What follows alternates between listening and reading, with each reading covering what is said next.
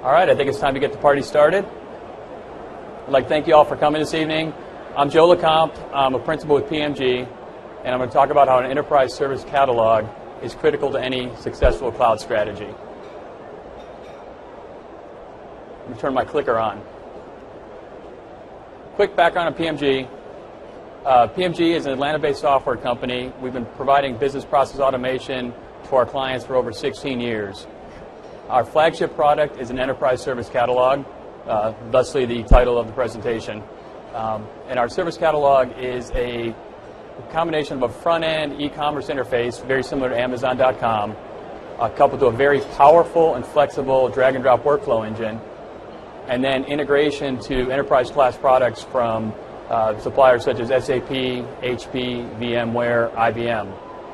So through that combination, we enable our clients to go beyond typical IT service management and go into true business process automation, which allows them to eliminate costs and improve efficiencies. Our target market is the Global 2000. We've experienced tremendous growth, doubling in size every year since 2010. And in the recently released Gartner Critical Capability Study on IT Service Catalog, we received the highest ranking overall, as well as the highest ranking in each of the individual use cases.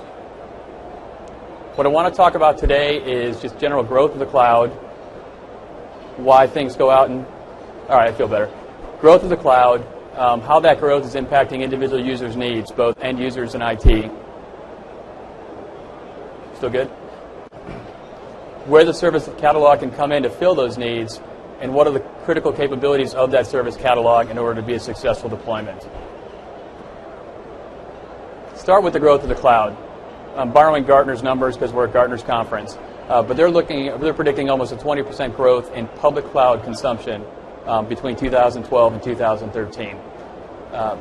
Most of that is coming in the business process as a service, which is your online advertising, your payment processing, your HR. But on a percentage basis, they're seeing even more growth in the infrastructure as a service and your platform as a service. Couple that all together, looking at $131 billion of spend next year in public cloud, and that's predicted to go over $200 billion in 2016. What that's doing is dramatically changing IT's influence. IT's been working very hard to transition from a cost center to a service provider, but now these services that they're providing are being provided by somebody else. So how does IT stay relevant, and how does IT position themselves as a strategic partner to the business? So in order to do that, let's take a look at each of the individual users' needs. Let's start from the business user. What is a business user looking for? Start with simplicity. They want it to be easy. It's kind of interesting that we have two of our clients that are Fortune 500 that are, both of them have initiatives which they call Simplify. And it's basically trying to make IT easy to work with. It's easy to do something on the internet. Anybody with a credit card and an internet connection, you'll get a server provision. Why can't internal IT provide the same service? They want it to be inexpensive. They want to be able to start slow and build upon success. And finally, they want it to be reliable. If you go to a URL and you hit for Salesforce.com, you want it to load. So that's what the end user is looking for. Now, IT gets a little more complicated because then, again, they're the ones providing the services that are being provided by somebody else. So from an IT user need, let's start with manageable. They need to know what people have ordered, what's been provisioned, and what level of access they have. They also need it to be secure. Security means different things to different people. I mean, typically if you talk about security, you think, I don't want a data breach. I don't want credit card numbers or social security numbers published on the web. But you also have to think about internal security. What's that level of access that people should have? I mean, I think it'd be kind of cool if I could run a query and get the names of all the names and home numbers of all the single people making over $100,000, but I think people would frown upon that at a corporate level. They need it to be scalable. Companies are growing quickly, shrinking quickly. They need any service to be able to get bigger and get smaller. Efficiency. They need to be at or near market prices. It's very interesting that these external suppliers are basically setting the prices that internal IT need to meet. It needs to be integrated into their existing business systems, because if you're going to provide business level service, you need to integrate into their business systems. The last three being compliant around any kind of existing contracts with OLAs and SLAs. You need it to be supportable. I'll go back to Salesforce again. I couldn't get into Salesforce last week. What's the message that pops up? The message pops up says, talk to my local administrator. Well, my local administrator, one, who is that? And two, they're not the one providing the service. Salesforce is. So, yet IT is held accountable and responsible for providing us support. And finally, that accountability comes with costing too. How much is it cost? Are the invoicing matching the pricing that we've agreed on? So how do you meet the needs of both the end user and the IT user? We believe the solution is a service catalog. And the key word here is an enterprise service catalog, not an IT service catalog. That means it's going to provide services to the entire enterprise, not just specifically to IT. And that enterprise service catalog needs 5 key components. First of all, it needs a single pane of glass, one place for any request. Secondly, you need role and entitlement-driven access. Don't show me things I can't order. Third, you need to provide automation. Again, external providers are setting the baseline. I can get a credit card and an internet connection. I can get a server in 5 minutes. Why is IT telling me it's going to take 2 weeks? Fourth, you need integration. You're providing business-level services. You need business-level integration. And finally, you need very robust financial management so you can do chargebacks and billing.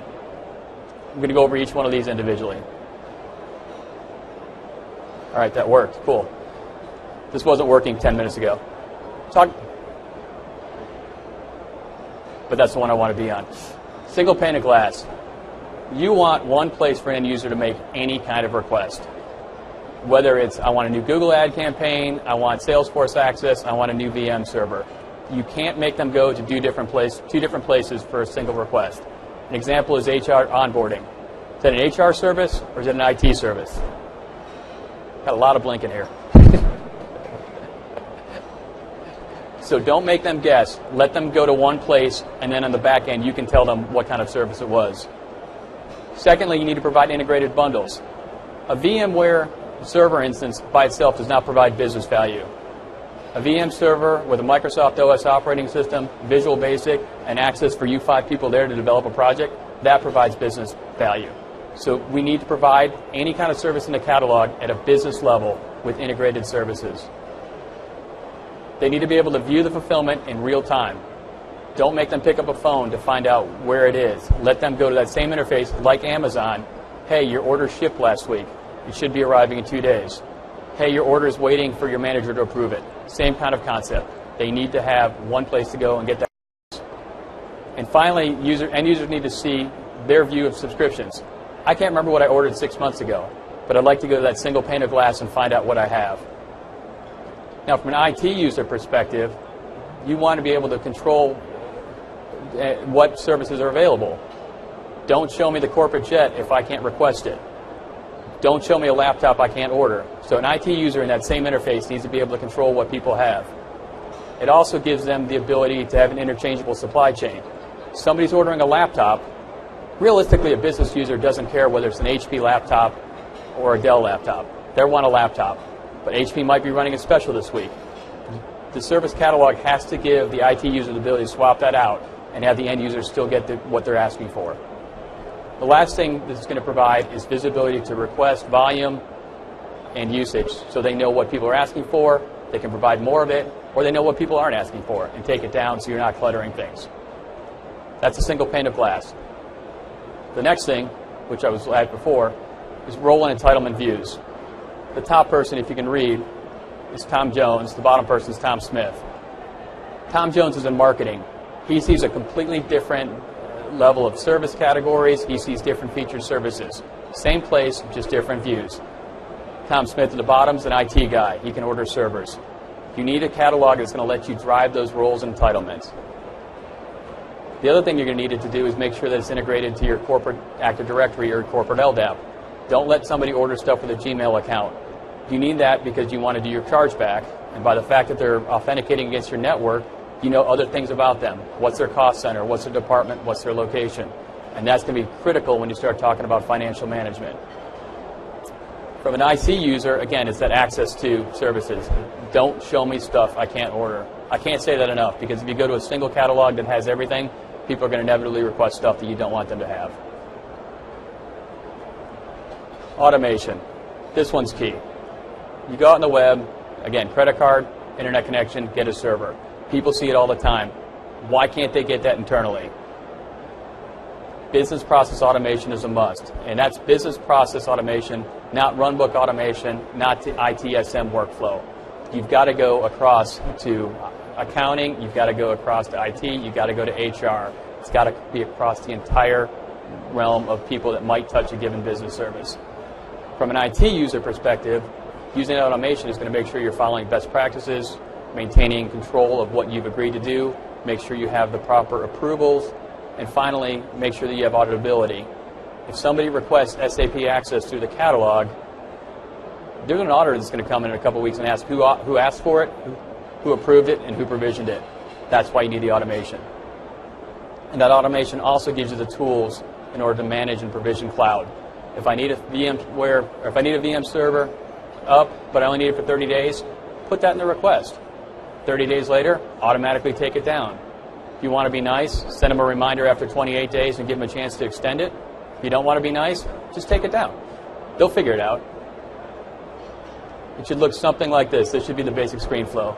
Here's my server, very clear business terms, what's it going to cost. Oops. Here's my cart. I can see the cart view very clearly. I have a one-time cost and an ongoing cost. Here's an email that's going to be integrated through your network that goes to your manager and say, do you approve? Give them buttons directly there in the email, approve or reject. And once it's approved, provision the workflow, automatically determine whether it's going to go internally or externally through the workflow, and then go ahead and update your CMDB. I apologize because this next slide is kind of busy, but this is talking about the integration piece. This is what our view, PMG's view of the service catalog ecosystem. It starts up at the top where requests can be coming in from employees, contractors, business partners, who else? Customers. They could all come in and ask requests from your IT department. At the same time, you need the catalog to push back up. What's the cost of what you're asking for? When are you going to get it? What kind of knowledge do you also need to know about that particular server, and what's the status of the provisioning? Once that goes to the interface, notice the pointer, it goes down to the business service catalog. Again, we're putting things in business users' terms.